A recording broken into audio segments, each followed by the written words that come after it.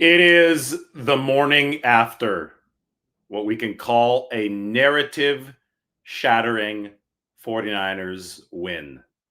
There are people in shambles over this. I've never seen national media members throw a temper tantrum in a situation where they should be neutral over a football team winning. But we're seeing temper tantrums over the 49ers winning, over Brock Purdy delivering his Joe Montana moment, over San Francisco taking perhaps the biggest step it could have taken toward its sixth Super Bowl title with a win over the Green Bay Packers last night. And it wasn't just a win, it was a game that shattered preconceived notions. Let's take a look at some of the preconceived notions that this game did shatter so we can put all of this into perspective. The 49ers and a Shanahan offense posted a true fourth quarter comeback. Entering this game in the Kyle Shanahan era, the 49ers had been 0-30 when trailing by 5 or more points entering the fourth quarter. So everybody said the 49ers are incapable of coming from behind to win, especially in big time games in the fourth quarter. That was shattered. And not only was it was shattered by Brock Purdy, who delivered a game winning drive in the rain. We had seen the game against Cleveland this year where it was wet and Brock Purdy had trouble gripping the football. We saw most of the game yesterday where Brock Purdy had trouble gripping the football, was throwing several inaccurate passes, but he turned into Joe Montana, into Tom Brady, and to whoever you attribute to very deadly accurate clutch quarterback play down the stretch. And he went 6 of 7 with a drop from George Kittle on the drive that won the game for the 49ers. There was a narrative that Jake Moody couldn't be trusted in the postseason. Well, he delivered a 52-yard field goal in crunch time. That was a huge part of the 49ers win. And then, what strikes me the most is the poetic symmetry that we saw here. The 49ers opponent made the very crunch time mistakes that it seems the people were ready to skewer the 49ers for. What do I mean by that? Well, why don't we reverse the roles hypothetically here? What would people be saying right now if Brock Purdy had thrown 2 back-breaking interceptions and his opponent, Jordan Love, had engineered a come-from-behind game-winning drive? Just put yourself in that hypothetical world. I know for 49ers fans, it's probably an unpleasant thought to even think about it. But if you want to know if the media is biased in this situation, there's some really weird hate for Brock Purdy, just put yourself in the roles reverse situation. What if Purdy had been the one who threw 2 interceptions, cross his body, absolutely horrific decision to end the game from Jordan Love. And then the first interception that set the 49ers up for that comeback, the accuracy was really, really bad. I mean, it was an open crosser over the middle, threw it behind him, ball popped up in the air. Dre Greenlaw was able to get the pick. Just imagine if the roles were reversed. Jordan Love would be hailed as, I don't know, they probably would put him in the Hall of Fame right now based on how the discourses worked. It's because he was a first-round draft pick. And Brock Purdy the media would like to kick him out of the league if that had happened. Obviously, the 49ers would stick with him, and rightfully so, because they're not going to be making impulse decisions. But the truth is that the roles actually weren't reversed in that way. The truth is that Brock Purdy is the one who delivered the game-winning drive, the drive that everyone that had been critical of him had seemed to say that he wasn't capable of delivering. It was Brock Purdy who ultimately took care of the football in those wet conditions. And it was Brock Purdy who orchestrated the type of win that had eluded so many great 49ers quarterbacks in the past. In 1987, the 49ers were the number 1 seed. They were the best team in the NFL, and they got tripped up in the divisional round at home by the Minnesota Vikings. Joe Montana got benched during that game. It was a wet game at Candlestick. 49ers could not win in the rainy slog. 1996, the 49ers won in a rainy slog wild card round against Philadelphia, 14-0. But Steve Young dislocated his rib. That meant he could only play a couple plays the next week at Green Bay in a snowy, I don't even know if it was snowy, but it was really cold at Lambeau. Packers would go on to win the Super Bowl. They beat the 49ers 35-14 or 35-21. It was a lot to a little for Green Bay. The 49ers could not win in that slog. 1997 NFC Championship game, 49ers hosted the Packers. It was another slog, and Green Bay got them 23-10. This franchise's kryptonite has been sloggy games at home in the postseason and on the road in Green Bay. 2011 NFC Championship was the Kyle Williams game. Alex Smith went 1 of 13 on third down in that game. So for Brock Purdy to turn his struggles around in that wet weather, because we all saw the trouble he had gripping the football. For him to turn that around in crunch time to deliver absolute laser precision was immediately stuff of legend. It immediately goes into the bucket of Joe Montana catch stuff, because he threw 3 interceptions. The 49ers turned it over 6 times in that game against the Cowboys in January 1982. Then Montana showed up and delivered on that game-winning drive. Joe Montana in Super Bowl 23 against the Bengals. The 49ers had only 13 points entering the final drive. Montana drove them 92 yards after seeing and pointing out John Candy in the stands. Joe Cool, that's when Joe Cool, I think, was truly solidified, and he found John Taylor for the game-winning touchdown. It is just a embedded part of 49ers history to it's an embedded part of 49ers history that big-time moments, some of the franchise's greatest moments, have come on the heels of some of their most worrisome struggles. So the catch game, Super Bowl 23, Steve Young to Terrell Owens. This wasn't the quarterback struggles, but this was the catch 2 to the Packers. Terrell Owens had dropped 4 passes that day, and then Terrell Owens delivered. So it is ingrained in the 49ers way when they have delivered some of their most epic moments, including some of their Super Bowls. It is ingrained in the 49ers way to overcome adversity. And the reason that I bring up the past is because it's so relevant to what the 49ers are doing now, because Kyle Shanahan and John Lynch have literally made it a focus to build this team on the greatness of the past. They believe that history echoes. They believe that they can look at the Bill Walsh, John McVay, Joe Montana model, and they believe that they can build it in the modern day. That's what they've striven to do. And now the 49ers have been to 4 of the past 5 NFC Championship games. I think they're beyond due to win a Super Bowl. And when the time comes that this team finally does notch its 6th Super Bowl, the circle will be complete. We'll be able to link back to the greatness of the 80s and 90s that the 49ers have literally striven to build. And it's going to be something very, very poetic, because last night was already poetry in motion for the San Francisco 49ers. I have so much to talk about. We're going to circle back to the John Lynch, Kyle Shanahan vision statement piece, because Kyle actually in the locker room yesterday in the speech to the team actually mentioned that vision statement. Mike, can you send me the video that we posted as a short of Kyle speaking to the team, the really short one? If Mike can send that to me, I'm going to play it, and then we're going to talk about what exactly Kyle Shanahan said, because it is such a cool connection between past and present. Steve Young himself was the honorary captain yesterday. But anyway, I want to talk about that. I want to talk about the history. I was just talking about Brock Purdy, but I wrote about the greatness of Christian McCaffrey, and this is up on The Athletic. So why don't you go ahead and check this out? It's up on my Twitter. Maybe we can toss it into the description. Mike, if you could toss this in the description, I appreciate it. Mike just shared the Kyle Shanahan speech video with us, so I'm going to play that in a second. But anyway, talk about Christian McCaffrey, who was sensational for the 49ers. They don't win this game without him. They don't win the game without the heroics of Brock Purdy. They don't win the game without a lot of people. Brandon Ayuk, insanely good catch off an insanely tight window throw from Brock Purdy on the third down with all the chips pushed into the middle of the table on that winning drive. Chris Conley stepping up. I mean, they had to dig deep into the supporting cast because Deebo Samuel got hurt.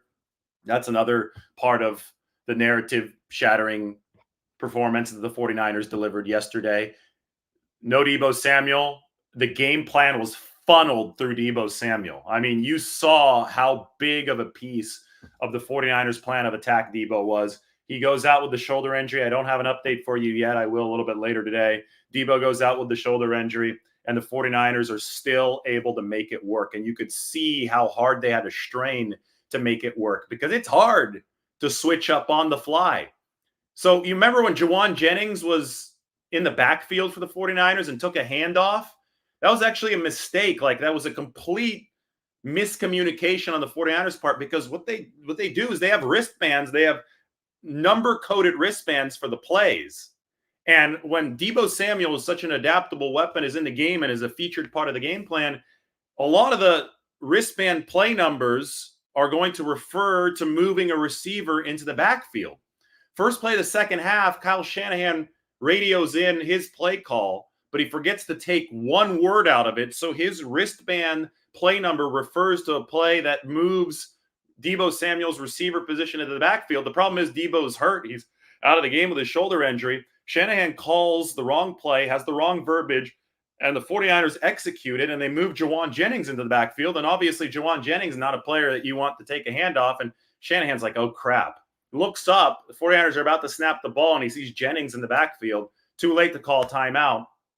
And obviously, that was a very unfortunate play. Anyway, it just went to illustrate how Debo heavy the game plan was and how the 49ers needed to adjust on the fly. And they struggled to adjust on the fly. But they ultimately did adjust on the fly. And that was thanks to obviously what Purdy did, what McCaffrey up on the screen did, that 39-yard run. That was stuff of legend for the 49ers. McCaffrey, actually, I wrote about it, guaranteed that he would score on that play at halftime. They call it 18 Mike is the name of the play. And what it is it's a straight pitch backward. Most pitches are going to be lateral pitches. So the running back is moving at least somewhat from side to side, right? Because you're trying to hit an edge. But recently in football, and the 49ers have started to run this probably more than any other team, and it's one of McCaffrey's favorite plays. The 49ers are running a vertical pitch. So Purdy is going to pitch straight back to Christian McCaffrey.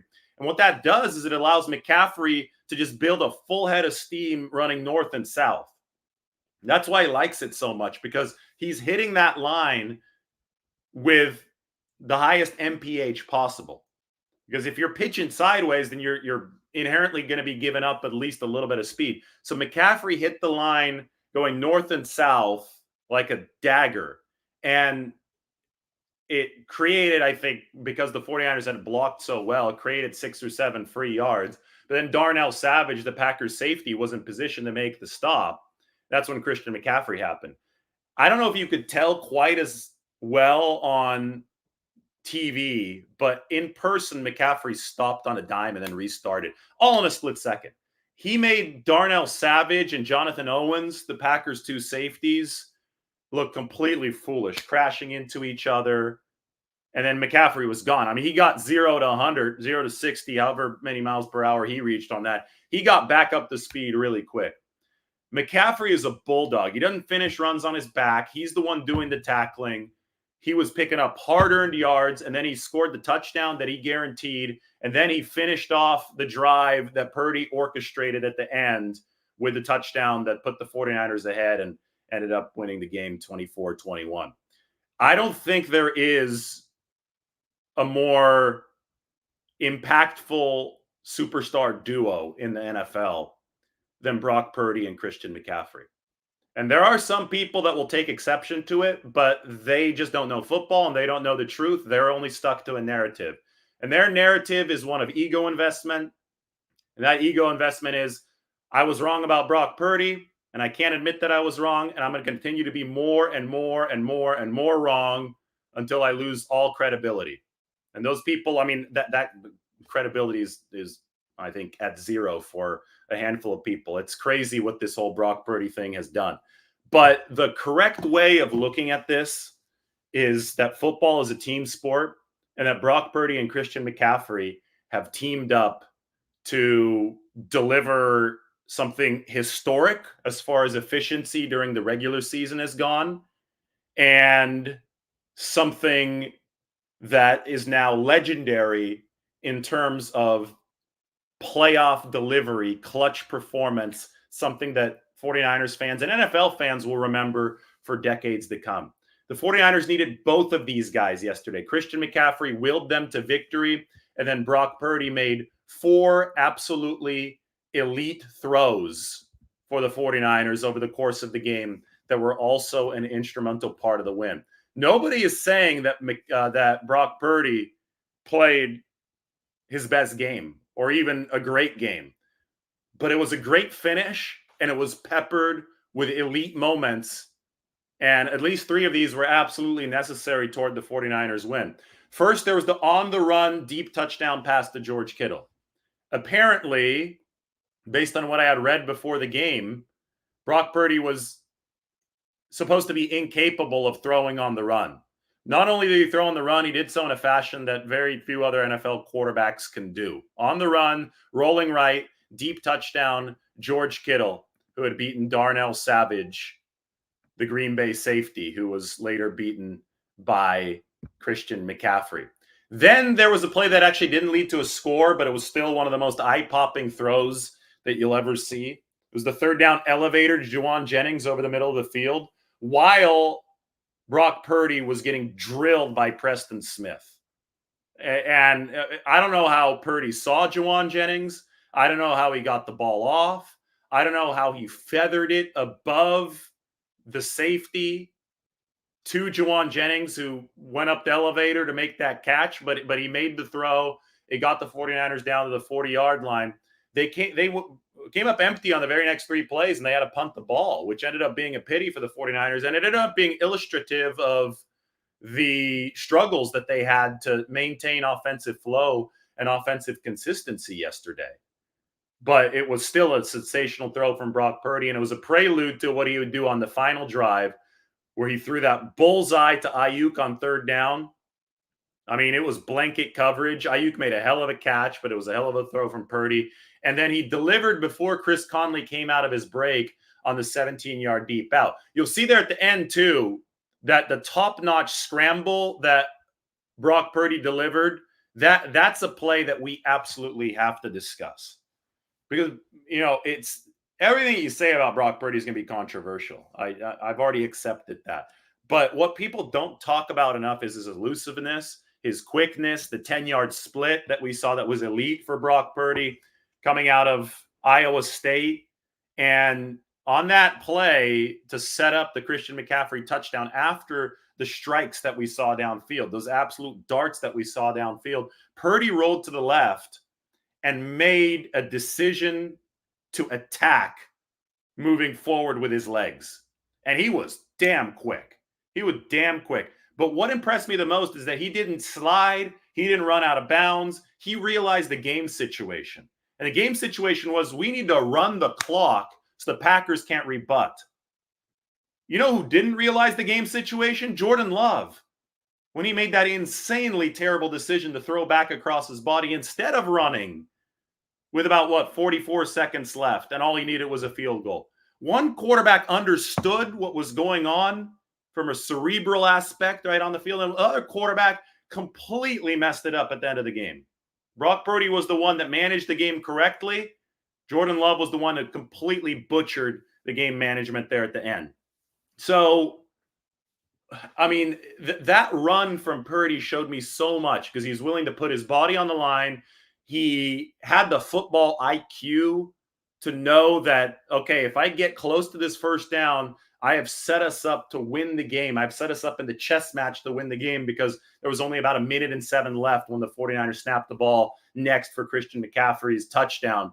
And it was next level conceptual grasping of what it took to win. That's the kind of stuff that Montana was able to do late. That's the kind of stuff that Tom Brady was able to do late in these football games. None of those guys was perfect in their careers. I mean, Tom Brady wasn't a plus efficiency quarterback until 3 Super Bowls in.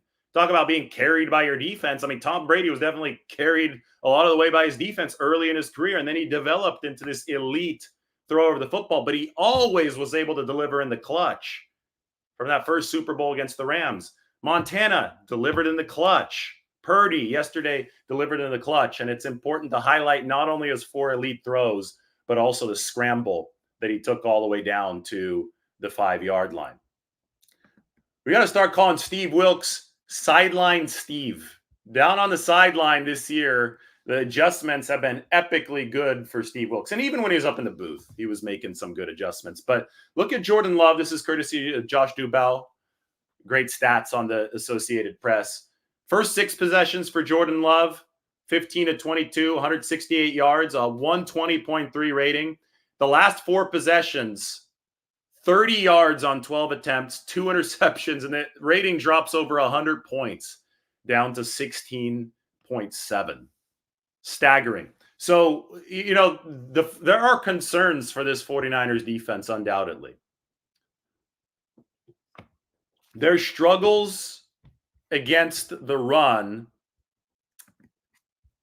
are something that I have talked about all year. I sounded the alarm bell even when they're winning, before they had lost a single game on their run defense struggles. And they remain ranked number 26 against the run. It might be even worse after yesterday, because we saw Aaron Jones rip off several big ones against the 49ers. The struggles against the run, especially yesterday against a team as balanced as Green Bay, and that could be the best offense remaining. I mean, Green Bay's offense is ranked behind only the 49ers offense out of the entire NFL since week 9, since Jordan Love turned it on. So this is a hot football team that the 49ers were able to stymie. But that balanced offense was able to capitalize on the fact that the 49ers really struggled against the run, because that set up play action. And when the 49ers brought another defender down to, fix the issue against the run, they had to cheat against it because they were giving up too many yards on first and second down against the run. Guys were wide open over the top. The blown coverages happened over the top. Guys were slipping on that new grass at Levi's yesterday too.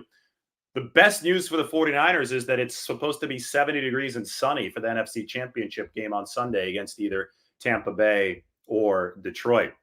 So they're going to be hoping the guys aren't slipping all over the place. And even if they aren't, they're still going to have to find a way to tighten it up against the run, because it is a big, big deal. It is a big problem for the 49ers. But sideline Steve Wilks was able to make the adjustments necessary yesterday to confuse the hell out of Jordan Love, to make Love uncomfortable enough in tandem with the rain, right? I think that the wet football obviously affected Brock Purdy for a lot of this game, but it started affecting Jordan Love late.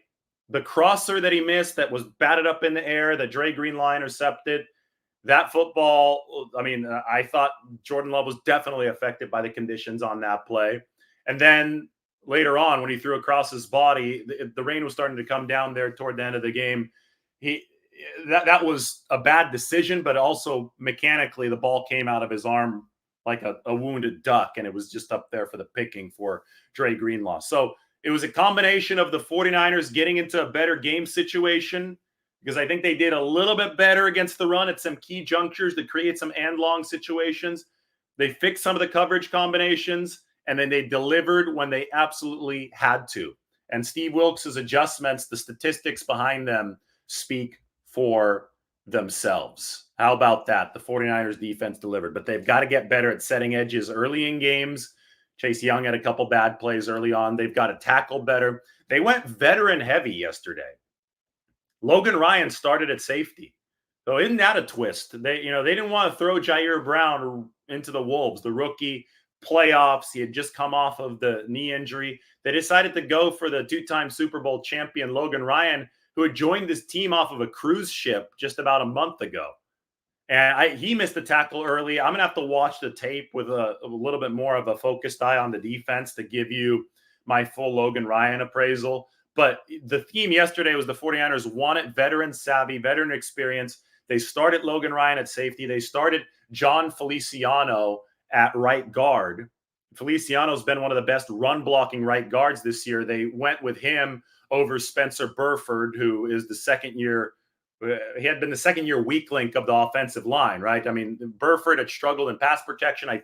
He had done some good stuff in run blocking, but Feliciano, over his time since week 10, had been top 5 in the league run blocking. They went to both of those veterans, and Feliciano especially paid off on the winning touchdown to Christian McCaffrey. I mean, Feliciano, his block on that touchdown cleared a whole lot of space for Christian to run in from 5 yards out. So just a fascinating approach for the 49ers yesterday. Obviously, it worked. It turned into one of their grittiest wins ever, and it's the type of win that you need to notch a championship. Absolutely need that type of win to notch a championship. Let's take a listen to Kyle Shanahan in the 49ers post-game locker room, because this right here, when I'm trying to make this bigger picture, when I'm trying to illustrate what this is all about from a historical perspective, I think this right here tells us a whole heck of a lot. That game was 100% about character, 100%. That's one of the hardest ones I've been involved in all 3 phases, and you guys never wavered. It wasn't pretty, but we did whatever it took to win. That's the motto of our whole team. Guys, we got another week together. All right, we got 8 days till we play next. All right, let's get right there. Let's go, JJ! Feel me? Y'all boys, man, let's keep working, man. This week, man, let's get in that film and go back to work, man. Okay. When I say bang, bang, y'all say not again. Bang, bang! Not again!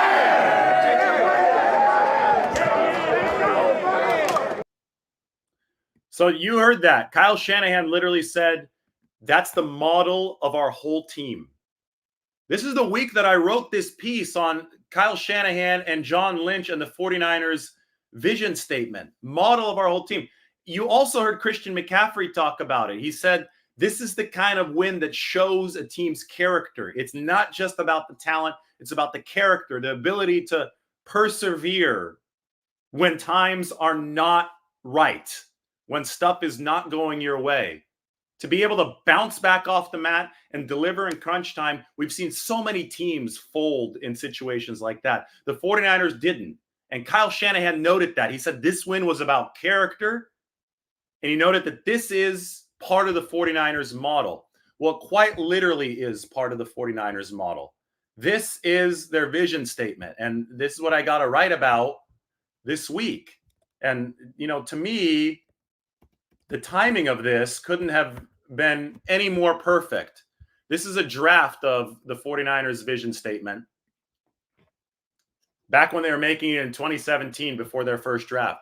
And they still live by it today. The rest of the league is trying to get the updated copy of this, but the 49ers are keeping the updated copy under wraps. I got to see the updated copy. I told them I wouldn't share it, but they're okay with me sharing the original 2017 copy. And the main point is that if you look at what the 49ers are trying to build their structure around, they have 2 columns here. A lot of teams don't have 2 columns. They're looking for something in a talent department, but they have this column on the right called 49ers Spirit. 49ers Spirit harkens back to the Bill Walsh dynastic days. They want passion, somebody who loves the game. They want contagious enthusiasm, contagious competitiveness. They want mental toughness. They want players who are dependable on commitments, accountable to self and others. Protect the team is a big slogan for the 49ers. They have refined this right side of the vision statement over time, but they have searched for the type of men that match the characteristics there. And yesterday, when their backs were up against the wall, the locker room, the culture that the 49ers had built, just like those teams of the 80s and 90s when Montana was able to come back from 3 interceptions and Montana was able to come back from a shaky start to deliver a Super Bowl title, just like those teams, the 49ers delivered as a team. That's why this win resonated so much, and that's why people who don't understand football, who don't know 49ers history, do not get it. Period. They don't get it. I get it. I've studied this. I understand it. I talk to people who know a lot about this. I talked to Kyle Shanahan. I talked to John Lynch. I understand the vision, and I can accurately report on what the 49ers are doing here because I've done the legwork in the past. But you have so many people in this get-rich-quick social media age who don't understand the legwork, who don't understand business, who don't understand what the 49ers are actually doing, and they're just sitting there trying to get their cheap clicks by throwing pot shots at Brock Purdy. That might be a quick way to get attention, but it's not a sustainable way to build respect. And what the 49ers have tried to do, fittingly as a football team, They didn't want to be a flash in the pan. They wanted to build a sustainable winner, and they wanted to build it the right way. And I just look at the facts. I look at the truth. I look at what's happened. The proof is in the pudding. The 49ers have been to 4 of the past 5 NFC title games. They're process-oriented. Obviously, you want to win a Super Bowl, but the best way to approach trying to win a Super Bowl is to put yourself into the best possible position to win one on an annual basis. And the 49ers have definitely positioned themselves. I think their chances right now to win this season's Super Bowl are as high as they've ever been over the course of this regime. I want to go back to Christian McCaffrey's quote that ties everything in. But one more time, I just talked about the vision statement. I talked about the 49ers' focus. Listen to what Kyle Shanahan told the team after the game. That game was 100% about character, 100%. That's one of the hardest ones I've been involved in all 3 phases, and you guys never wavered. It wasn't pretty, but we did whatever it took to win. That's the motto of our whole team. Guys, we got another week together. All right, we got 8 days till we play next. All right, let's get right there. Feel me? Y'all boys, man, let's keep working, man. This week, man, let's get in that film and go back to work, man. Okay. When I say bang, bang, y'all say not again. Bang, bang! Not again! That is the model of our whole team. Shanahan literally said that. That's the model of our whole team. He's referring to the vision statement. Literally referring to the vision statement that we wrote about this week, that we talked about this week. That comes through on the field in the same way that it came through for the great teams of the 80s and 90s. The link between past and present here is undeniable for the 49ers. And it's the only way that you can understand what they're building. It's the only way you can understand what they're trying to do. It's the only way that you could sit here and fully appreciate some of the history that we've seen this season, some of the history that we saw last night. And yes, it was history, because what makes history? Well, what makes history is something that you're going to talk about in decades. You're going to be talking about this decades from now, this win over the Packers. Now, if the 49ers can finish this off with a Super Bowl, you'll be talking about it a lot over the next few decades. You'll be talking about it as much as the great moments against the Cowboys in the 1994 season and the great playoff moments that led to the Super Bowls under Joe Montana, and obviously all the way back to the origination moment, and that was the Dwight Clark catch. So what happens next for the 49ers will determine so much of how often this is talked about, but I can guarantee you that this narrative-shattering win for the 49ers will be talked about decades from now. It is part of 49ers lore, and it is something that was created by their focus on character, on their focus to build a team that is resilient, because you have to have that resilient character to be able to deliver resilience when the moment calls for it. Look what Christian McCaffrey said, because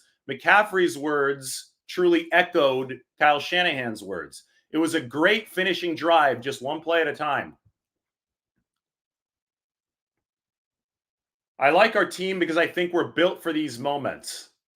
We didn't play well at all, but we still had a still had a chance at the end to go out there and execute at the end. It's the sign of a high character team.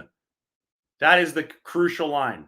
We've got to go correct our mistakes for next week. It's the sign of a high character team. So Shanahan's talking about the model. Christian McCaffrey's talking about a high character team. Everyone in this locker room, especially the star players, seems to have bought in. There's an appreciation for the history, and the history is what makes this franchise something that a lot of people have gravitated to.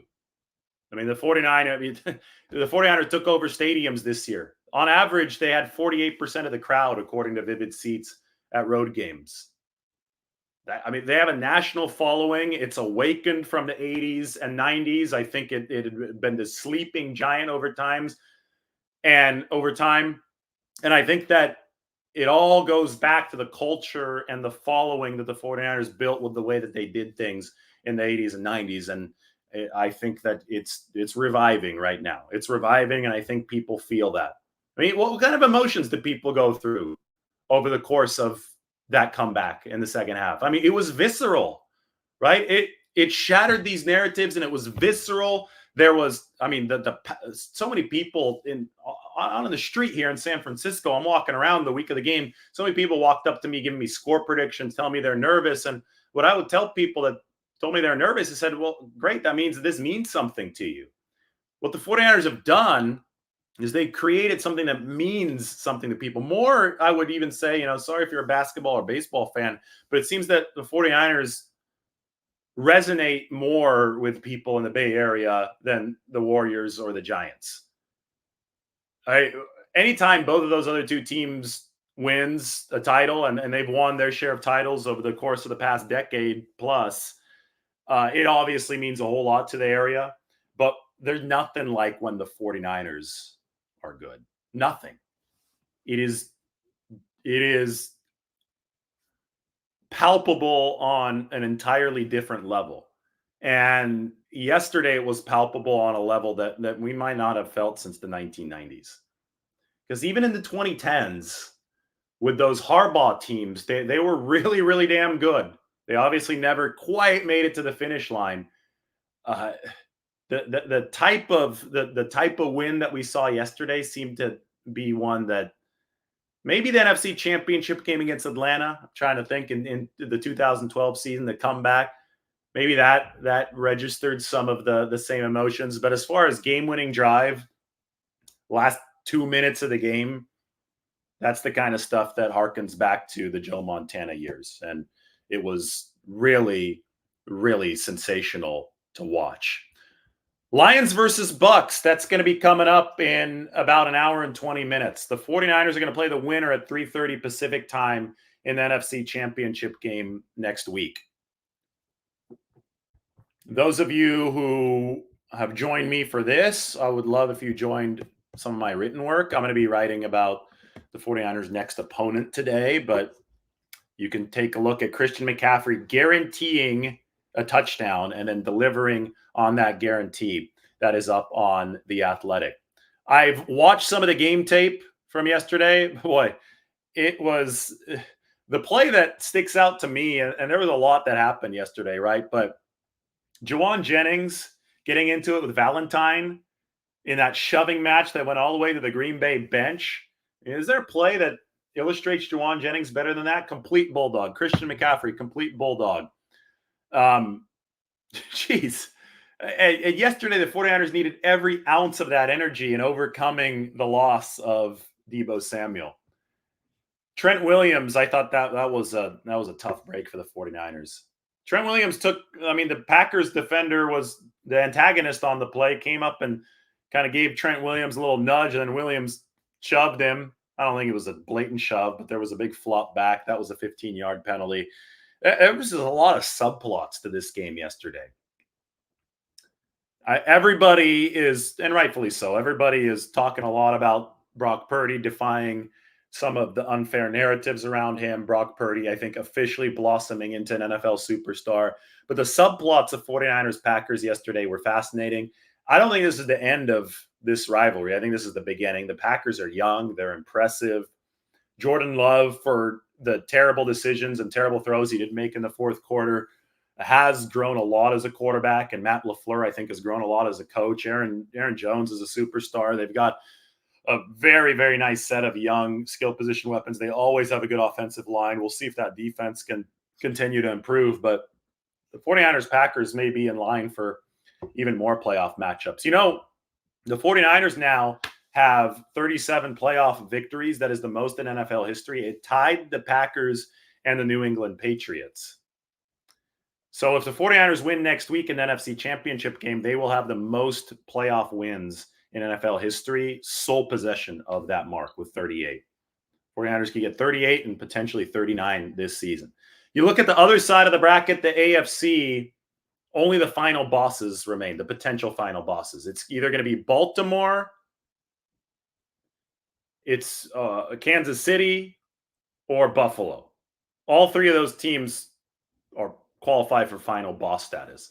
So I think the 49ers are going to be heavily favored against either the Bucks or the Lions. And I think they're going to win next weekend. I don't think there's any question about that. I think they'll have an easier time beating the Bucks or the Lions than they did the Green Bay Packers.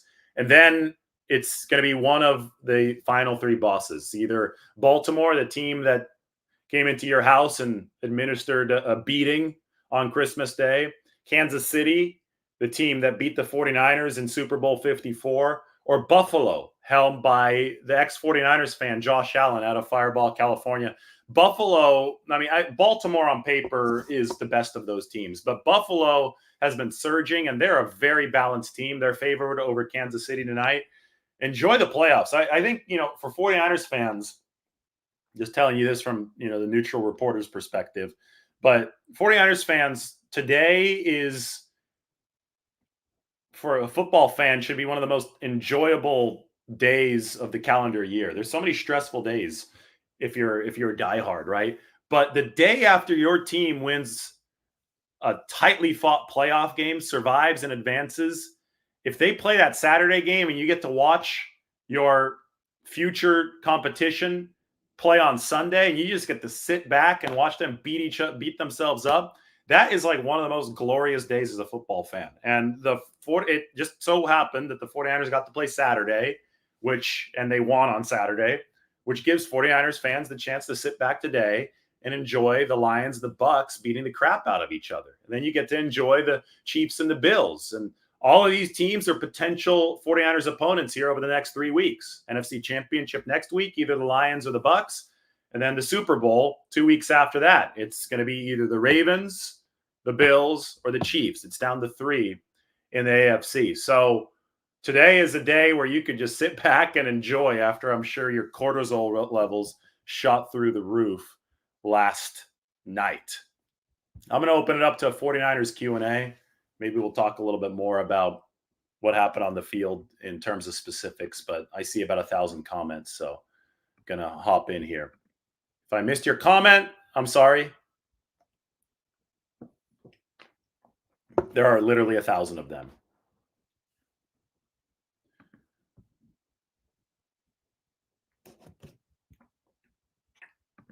I'm not taking the Lions lightly. I just think that the 49ers are the best team in the NFC by far. I think they played a sloppy game last night and still won. And I think if they host the Lions with more rest than Detroit at Levi Stadium, the 49ers are going to win. I mean, should I think that the number 1 seed that's been the best team by far in the conference is going to lose? No. I think my analysis this season from Brock Purdy to Christian McCaffrey to the 49ers has been spot on. And I think it's going to continue to be spot on. And my next piece of analysis is that the 49ers are going to win the NFC Championship game.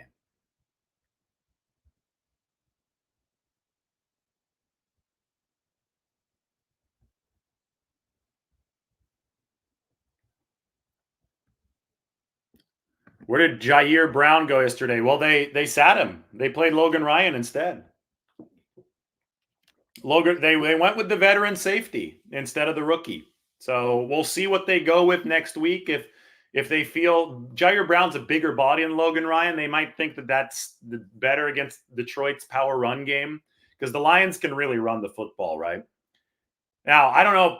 We can't finalize this yet. The Lions still have to win a football game today. They play Baker Mayfield and the Tampa Bay Buccaneers. But assuming it is Detroit, who is favored, 49ers are going to have to strap up and be ready to go against a power run game. I don't think the Deebo Samuel's injury is season ending, but we don't have the firm update on it yet. So stay tuned today.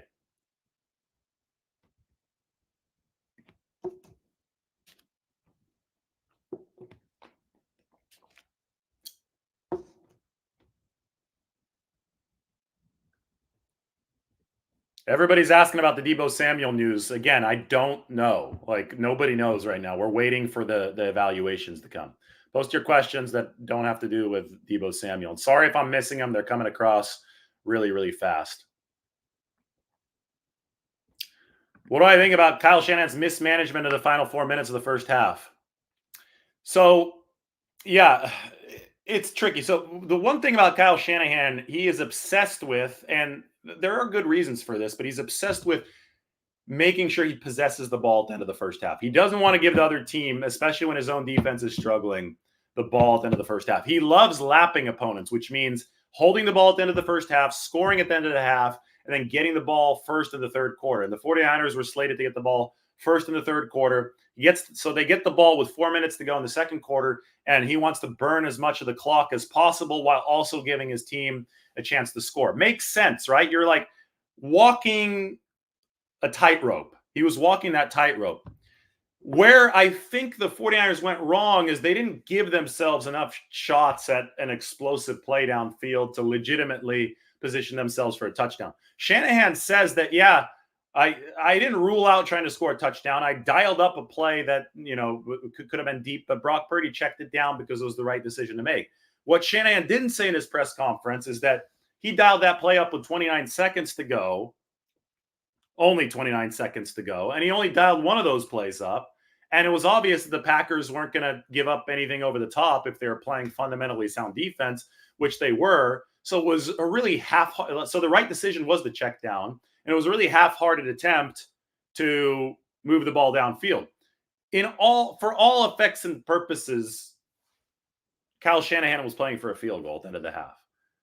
Because if you just follow the logical progression of how that was going to play out, only designing one play that could go downfield, bleeding clock, the most likely top result for the 49ers would have been a field goal. So he was playing for a field goal at the end of the half.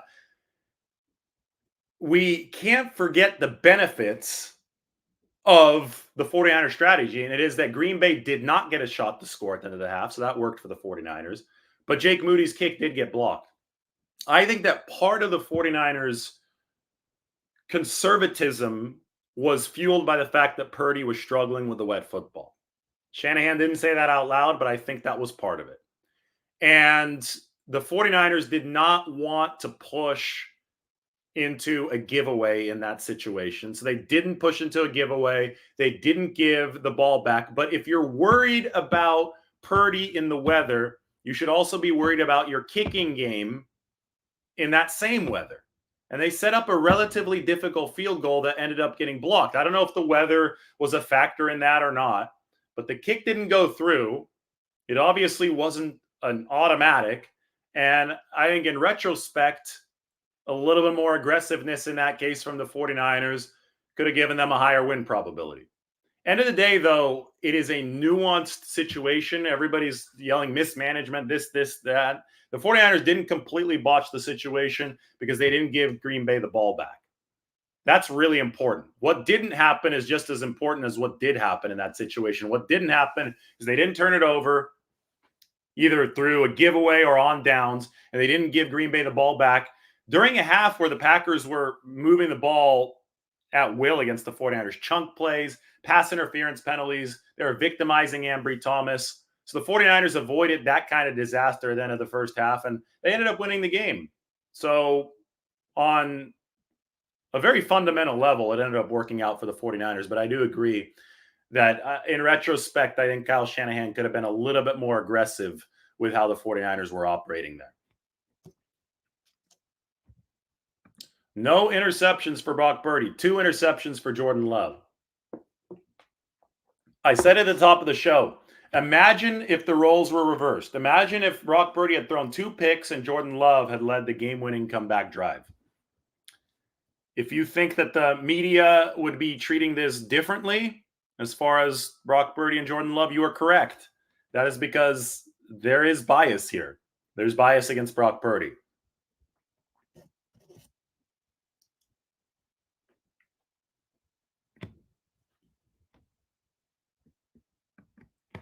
Truth hurts.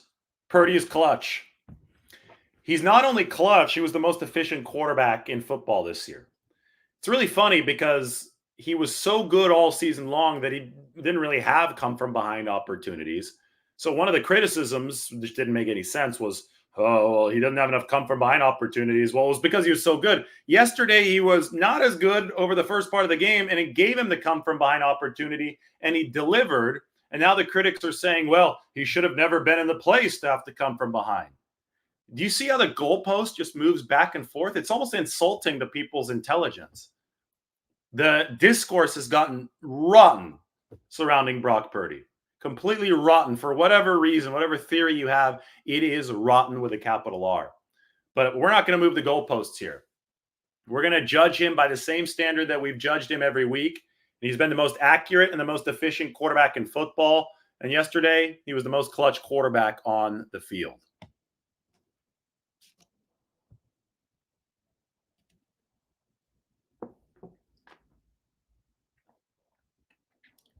No, I don't think that Kyle is putting Purdy in these situations as learning experiences. Kyle would be a maniac if he intentionally put Purdy and the 49ers and they're back against the wall in a do or die playoff game just to give him a learning experience. The playoffs are a learning experience, and they'll give you these type of tests naturally. And that's what happened yesterday.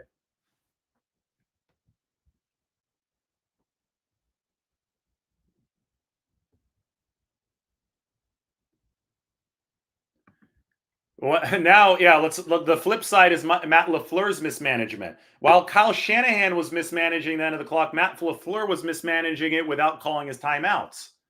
So I think LaFleur mismanaged it worse than Shanahan. I think that Shanahan ultimately got what he wanted. That's Green Bay not scoring. I think he could have pressed down on the gas a little bit harder to ensure that his own team would have scored. So I don't think he handled it ideally.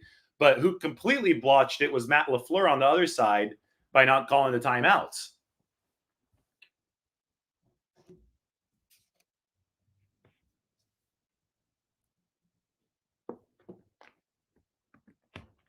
Yeah, the Purdy hand size has definitely showed up in the rain. He has not been able to grip it and rip it in the 49ers 2 rain games this year until crunch time. So 49ers 2 rain games this year have been Cleveland and last night against the Green Bay Packers.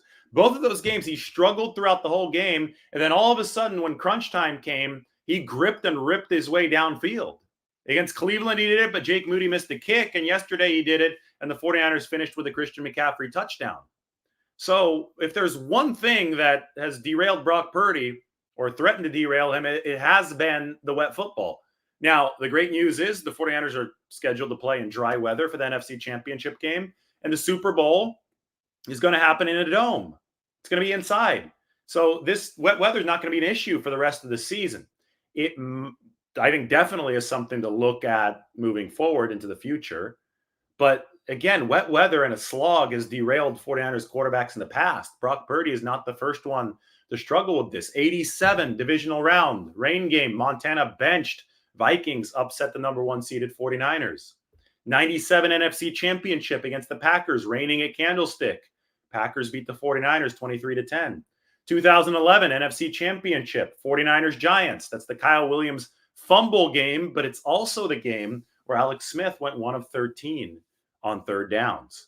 So this had been the 49ers franchise kryptonite in the past, and Brock Purdy defeated it yesterday. Brock Purdy went from the struggles to delivering on that final drive. 6 of 7 with the 1 incompletion being a George Kittle drop.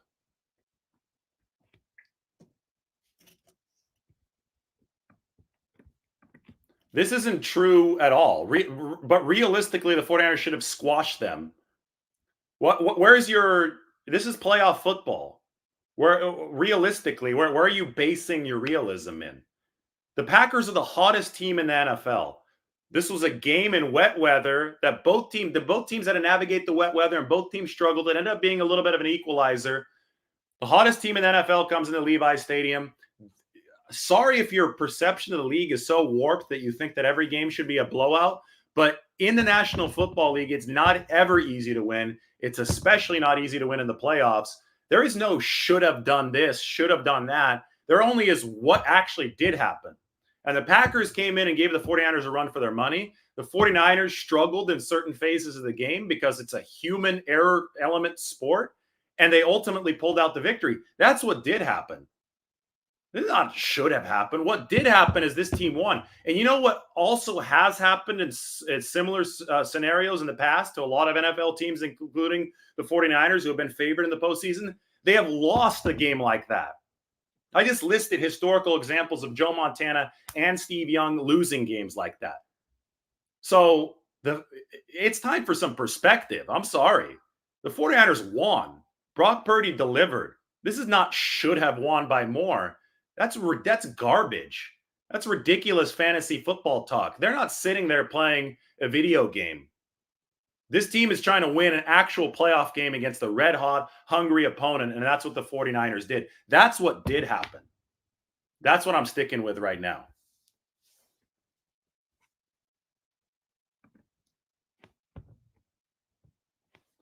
I'm too logical. That's a compliment. Thanks.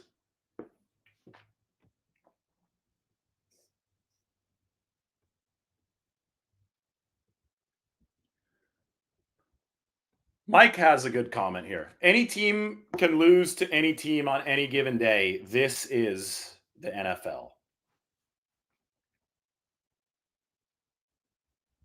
D2 says, last minute drive to win the game is more satisfying than a blowout victory. Speaking of how hot the Packers were, Love only had one pick since midseason, and Jones has been hot. Yes, I mean, it's if the ball bounces a couple different ways, then, hey, the 49ers might lose or the 49ers might blow Green Bay out. That's why should haves, could haves, would haves are just so dumb to talk about at the NFL level. Talk about what actually happened. Which team, throughout all the chaos of your standard football game, did get the job done yesterday? It was the 49ers. They get credit for that. In the postseason, you scrap and claw, and you're happy with what you can get. And the 49ers were able to deliver. I think there's a good chance they win this next game against Detroit or Tampa Bay by a whole lot more than they beat the Packers. But there's also a chance that it's another ugly win. But as long as they win, they're going to the Super Bowl. And that's all that ultimately matters. We can expect a Debo update. I would think, well, Kyle's not going to have his press conference until tomorrow, but we'll see if some word leaks out today. Levi Stadium was electric yesterday. I think it was the loudest that I'd ever heard the stadium on Christian McCaffrey's touchdown, the 39-yarder. And then it got even louder on Dre Greenlaw's interception. Greenlaw picks the ball off. He's running around. Everybody's saying, get down, get down, get down. And then Fred's like, Dre, why didn't you get down? And Dre says, because I'm trying to get the pick six that we talked about before the game. So he had guaranteed a pick six, and he was trying really hard to get that pick six. Between his two interception returns, Dre Greenlaw ran over 100 yards of field space. Didn't gain 100 yards, but he ran over 100 yards. He was carrying the ball like a loaf of bread out here, and it was a disaster waiting to happen, but it ended up being one of the more memorable moments in 49ers history.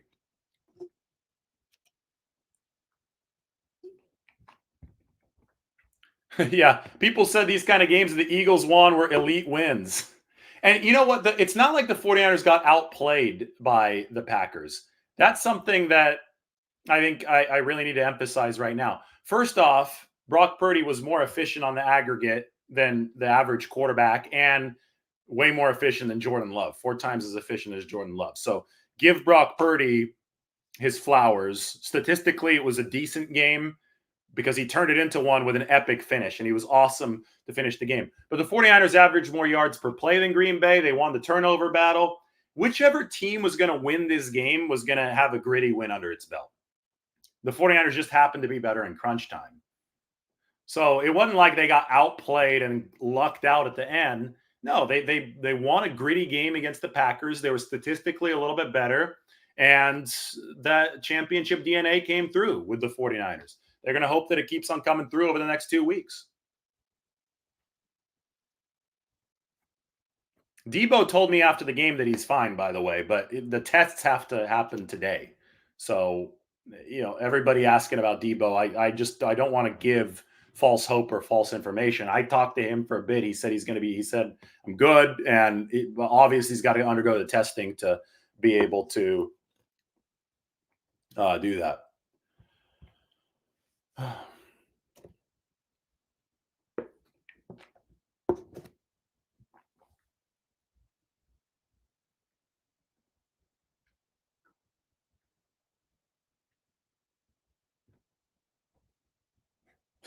Christian McCaffrey is an elite human.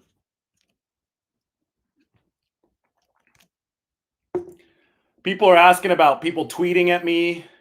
I honestly haven't seen that. I don't give relevance to people who are irrelevant. There's so many people out there that have been wrong on every single 49ers take of the last several years and wrong about Brock Purdy.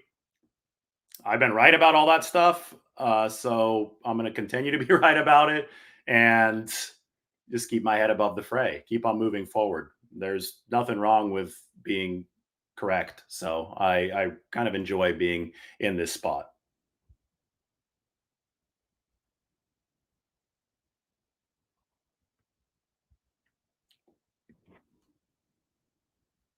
It's nice to be in the spot where you're the one that understands football and see the temper tantrums of those who don't.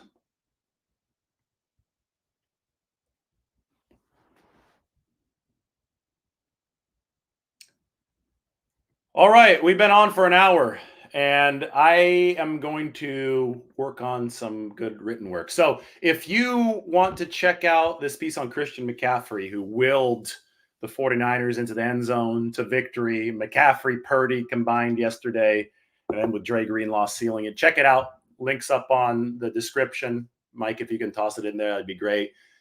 McCaffrey makes good on his touchdown guarantee. The 49ers make good on the win. They move on to the NFC Championship game. Hope you enjoy the day after show. We're going to have much more, but enjoy the games today and keep checking back in. We're going to have a few more videos. Talk to you all soon.